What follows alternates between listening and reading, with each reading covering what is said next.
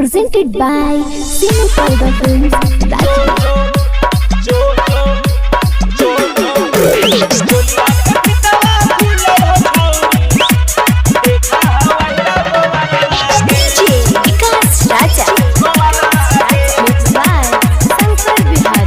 चोलिया के फितवा खुलल हो छौरी देखा हो अहरा गोबरवा के बेलजवा के फितवा खुलल हो छौरी देखा हो अहरा गोबरवा के आगे हमरो त मन मह गेलो पिघल गे देखी के चिकन सामान महगे आगे चोलिया के फितवा खुलल हो छौरी देखा हो अहरा गोबरवा के आगे हमरो त मन मह गेलो पिघल गे देखी के चिकन सामान महगे आगे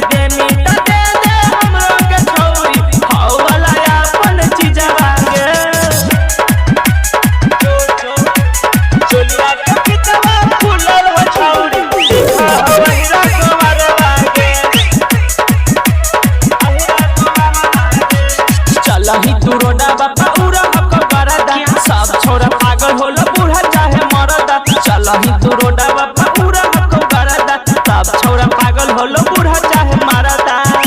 आ डीजे भाव लागल बाहू दिलवा से छोड़ी तू घायल कइनी गे सब लोग से छोड़ी तू पागल कइनी गे ए पूची तोहर हाउ देब पूची ए पूची तोरा हाउ देब पूची चोलिया के फितवा खुलल हो छौरी देखा हम महतो के बेटवा बेलजवा के फितवा खुलल हो छौरी देखा हम अहरा गोबरवा के आगे हमरो त मनवा गेलो पिघल गे देखी के हम वाला चीजवा गे चोलिया के फितवा खुलल हो छौरी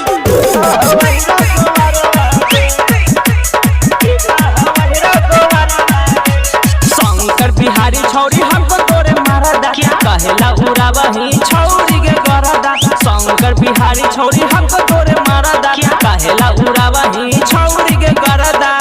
अम्मा कहिया में आई तेरा ठोकू सिंगरा डरवा छौरी हमको तोरे भातारा से जिया पर तोहरा उड़ाई के गरदा दिल दिमाग तोहर सही नहीं हाउ छौरा से तोहर उपाय नहीं हाउ ए पूची